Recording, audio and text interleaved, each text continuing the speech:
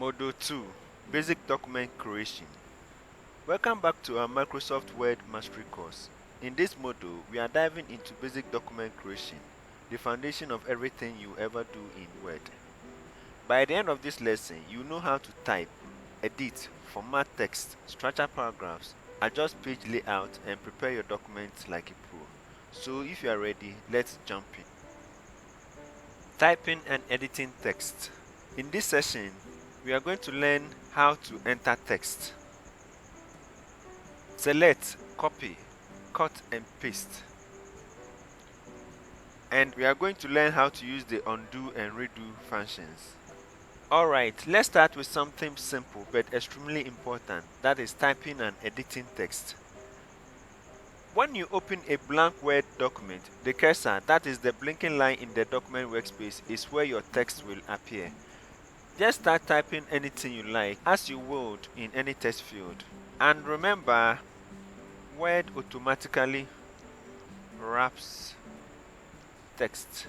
You don't have to press enter at the end of every line. Only press enter when you want to start a new paragraph. After learning how to enter text in Word, let us now learn how to select text in Word. To edit anything in Word, you first need to select it. You can click and drag across the text or paragraph to select it. Also, you can double click on a text to select it. To select the entire paragraph, place your cursor anywhere in the paragraph and click on it 3 times, and that will select the whole paragraph for you. In order to select the entire document, you can either click and drag across the entire page, or you use the keyboard shortcut of Ctrl A, and that will select the entire document for you. Let's now learn how to copy, cut, and paste. These 3 actions are your best friend. To copy a given text, you can use the keyboard shortcut of Ctrl C, and that will duplicate the text for you. However, you can always click and drag your mouse across the text or paragraph. Go to the Home tab and in the clipboard group, click on Copy, and that will copy your text for you. Click on any part of the document where you would want to place your new text. Go to the Home tab once again, and under Clipboard, click on the paste icon to duplicate your text or paragraph. Also, we can cut and remove the text from where it is by highlighting or selecting the text or paragraph. Go to the clipboard group and click on the scissors icon to cut it. You can use the keyboard shortcut of Ctrl X, and that will remove the paragraph from where it is. And to insert the copied or cut text, remember that if you want to insert the cut or copied items, you click on the paste icon or use the keyboard shortcut of Ctrl V to insert it. Knowing how to use these formatting tools makes reorganizing your content much faster. You will use these formatting tools very often. Now let's also learn how to use the undo and redo function. Assuming you made a mistake in your document creation, you can always click on the undo icon to undo the last action that you performed. To redo the action, click on the redo icon. The keyboard shortcut for undo is Ctrl Z, whilst the keyboard shortcut for redo is Ctrl Y. These 2 shortcuts will save you more times than you can ever imagine. Applying basic formatting. In this session, we are going to learn how to change the font styles, font size, and font colors. We will also learn how to apply bold, italic, and underline. And we will learn how to highlight text. Now that you know how to type and edit text, let's make it look good. Formatting helps your document to become clearer, professional, and easy to read. And to do this, let's go to the Home tab once again and look for the font section. Here you can change the font style from Calibri, Times New Roman, Arial, and others. And to change the font style, select your text. Go to the font style group and click on it to open the font dialog box. This displays a variety of fonts for you to choose from. All these fonts comes with Word. Let me change the font style to Times New Roman. In order for me to change the font size, I can just click in this box and type in any number, and that will change the font size when I press enter. Also, you can click on the drop down arrow to choose from any of the font sizes that is displayed for you.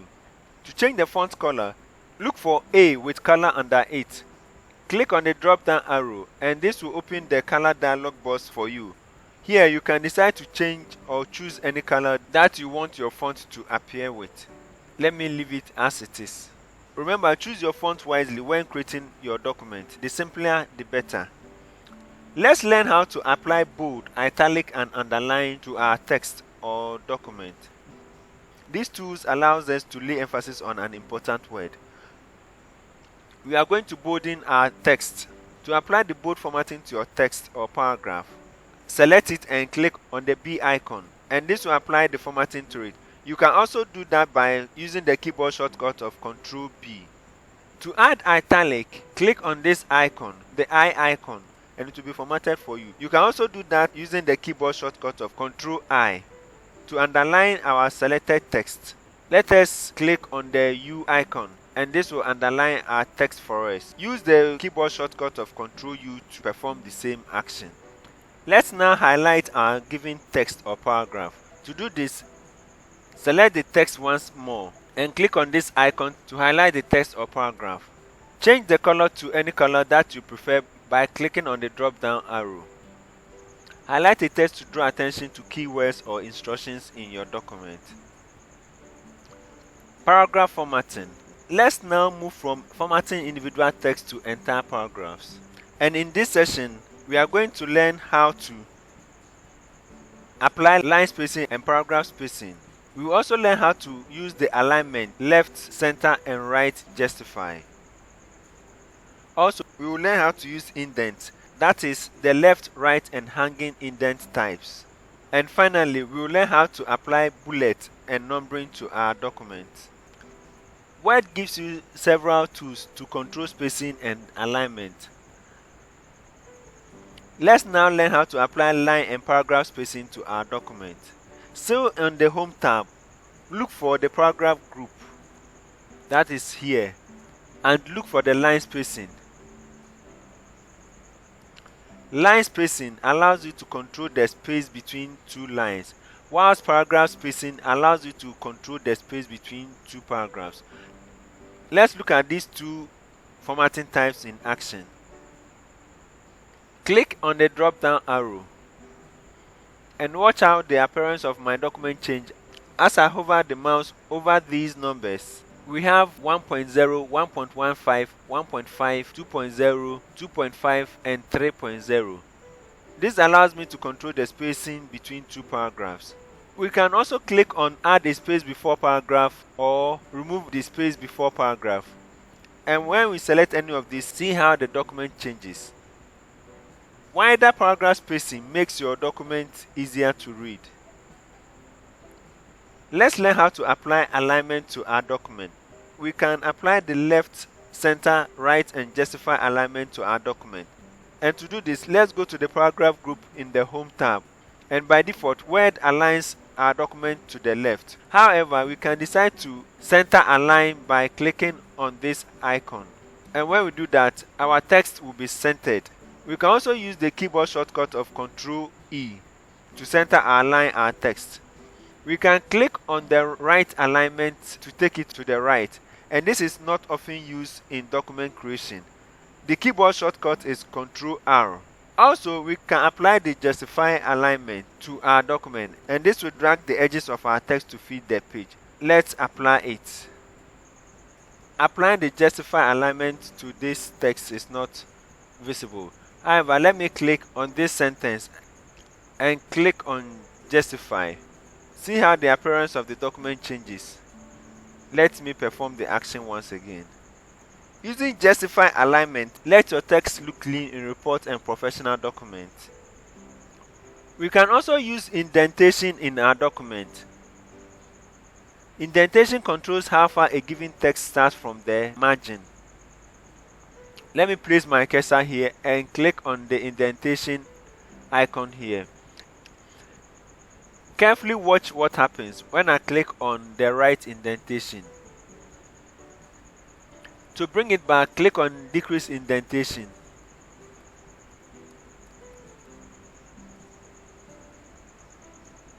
Let's now learn how to apply bullets and numbering to our document. Bullet is used for unordered lists, whilst numbering is used for steps or sequences. To use this formatting style in our document, click on it. Or you can click on this drop down arrow to select or choose the bullet type that you want. Also, I can use numbers in place of bullet. Go to numbering and click on it. And this will change the bullet formatting to numbers. Click on the drop down arrow to select the number type that you want from the list. Before we finish this module, let's quickly set up our page properly. And in this session, we are going to learn about page setup, that is the page size, margin and orientation. And also we will learn how to apply page breaks. Let's go to the layout tab. Click on it. This will show margins, and under page setup, let us look for page size. Click on it. This displays a variety of page sizes that you can choose from. You can decide to work in letter, executive, A3, A5, A4 and others. You can also decide to change the margin by clicking on this icon. This allows you to choose from a variety of margin to be used in your document creation. By default, Word is set to use normal margin, but you can select narrow margin, moderate margin. You can manually choose margins for your document by clicking on custom margin, and this will allow you to change the margins for your document. Feel free to explore this setting. Also, you can change your document type from portrait to landscape by clicking on orientation, and this will allow you to change the orientation from portrait to landscape. Any orientation style or type that you select determines how the document will look when finally printed. We can also apply page breaks to our document, and what page breaks does is that it forces the next content to start on a new page. Now let's see this in action. Still in the layout tab, let's click on breaks. Let me click on next page. Now you can see that the next paragraph have been pushed to the next page, meaning that we now have 2 pages in our document. Knowing how to use page break is essential for reports, chapters and multi-page documents. Now you know how to type, edit, format, structure paragraphs and manage page layout. This is essential for building a clean professional Word document. Let's look at what you've learned in Module 2 with a practical assignment. Practical assignment for Module 2. The first thing you have to do is to create a 1-page document. Open a new Word document and write a short text titled My Productivity Goals for this year. Your document must include at least 2 paragraphs.